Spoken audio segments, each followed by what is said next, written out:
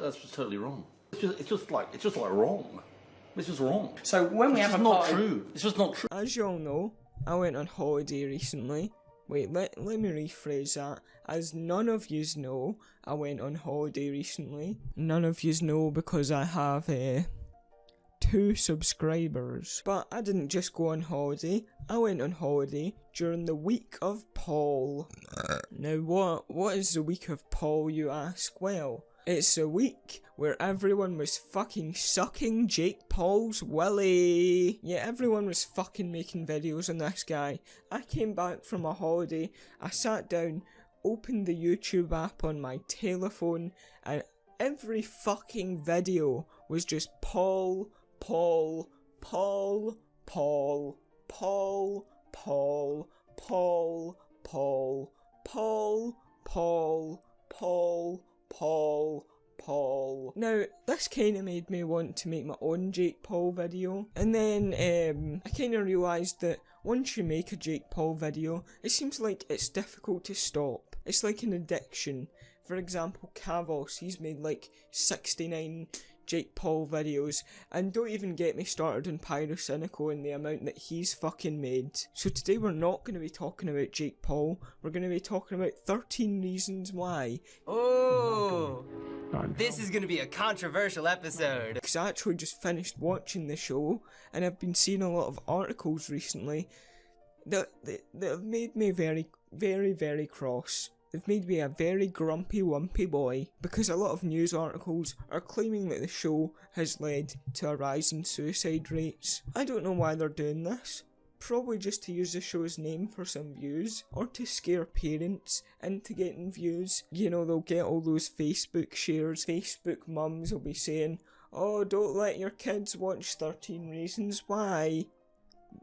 They'll die." But before we talk about the article, we should get into my opinion on the show, because this show, it's like flipping Marmite. You either love it or you hate it. A lot of people have very strong opinions about it. I put out a wee witless tweet saying, "Oh, the teenage girl inside me wants to love it," and it's true.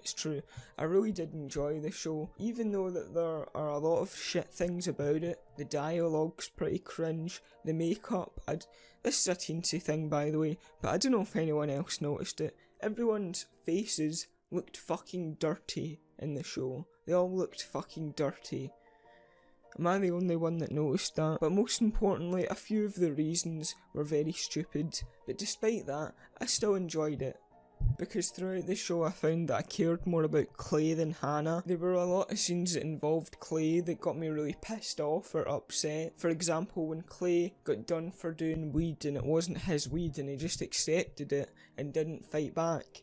Or when he tried to fight Tony and Tony didn't fight back, and then he broke his bike and then Tony fixed the bike and gave him an ice pack. That scene almost brought a wee tear to my eye. I almost cried. It made me very sad. So yeah, I definitely did like it, more because I was interested in Clay, and I think a lot of people got really invested in Clay's character, hence why they're making a second season. And I think it did deal with such strong subjects such as rape, depression and suicide very well, as it shows how rape can negatively affect someone, and it shows how suicide negatively affects everyone around you. But of course, with a show that deals with such controversial topics, there's going to be outrage about it. Fucking put in the tape and listen. Why is it taking you so damn long to listen to the tapes? Like, if some person died and left me 13 reasons why they killed themselves, like, bitch, I would get that knocked out in one night. And that's what we're going to be looking at today. In particular, a bullshit article by the National Post. Did 13 Reasons Why lead to a rise in suicide rate? That's just totally wrong. It's just like wrong. It's just wrong. So when we have a not true. It's just not true.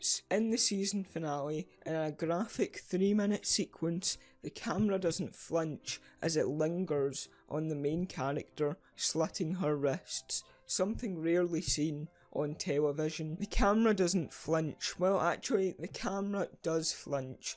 There's a very fucking large flinch at the start of the episode when there's a disclaimer that not only flipping warns the viewer that there is a suicide scene, but also links suicide helplines. I would call that a flinch. Would you not call that a flinch? What more of a flinch do you fucking want? Do you want a disclaimer to pop up halfway through a powerful suicide scene that's never been done before and pushes the boundaries of television? What more do you want, National Post? And as for the fact that you wouldn't see a suicide scene on TV, I see that as a fucking good thing. Netflix are pushing the boundaries and doing things creatively that other TV shows would not do. It inspired school boards and libraries to threaten to ban it from campuses, with school teachers sending home warnings. I would love to see what the warning said. Oh yeah, there's this show/book that teaches a really good message of why you shouldn't kill yourself, because it'll negatively affect everyone around you, and a lot of our students are being exposed to this, so we're banning it. Because it's bad. This is seriously ridiculous. The message of 13 Reasons Why, or at least the message that I took from the show, was not lol, KYS, but don't kill yourself because it'll fucking ruin everyone around you. But these articles are making it look like the show is telling people, wow, it's so fun to kill yourself. That's fun. It found that within 3 weeks of the series premiere on March 31st, there was a significant rise in internet searches concerning suicide by about 19%. For instance, how to commit suicide, and how to kill yourself were all significantly higher. So, basically, about a month after the release of the show, there was an increase of terms like how to kill yourself, and this is a proof. This is a proof that they have that there was a 19% increase in suicide-related terms being searched on Google a month after the release of the show. I mean, fuck me, the amount of terms that are searched on Google increase and decrease constantly. How the fuck is that related to the show? If one of the terms searched was how to bloomin' kill yourself, just like in 13 Reasons Why, because that show made me want to end my life, then I would flippin' say it would be blinking linked, but it's not. It's not. John Ayers, Professor of Public Health at San Diego State University, commented on the study via the Washington Post. Wow, the Washington Post. Aren't they the ones that like called PewDiePie a Nazi? Past studies have validated that internet searches mirror real-world suicide rates, so suicide rates have likely gone up as a result of this program. This is bloody bonkers. Internet searches mirror suicide rates, so they have likely gone up. See, you said likely there. You don't fucking know that they've went up. And unless you're absolutely certain that they have went up due to this show, you shouldn't make an article saying that they have went up due to the show. That's just fucking slander. There's no hard-hitting evidence that the show has fucking led to an increase in suicide rates. All you've got is a 19% increase in suicide-related terms. That doesn't mean more fucking kids are fucking killing themselves. And I can see where yous are coming from. People look up how to kill themselves, you would assume that they're having suicidal thoughts, but internet searches do not directly translate into suicide rates.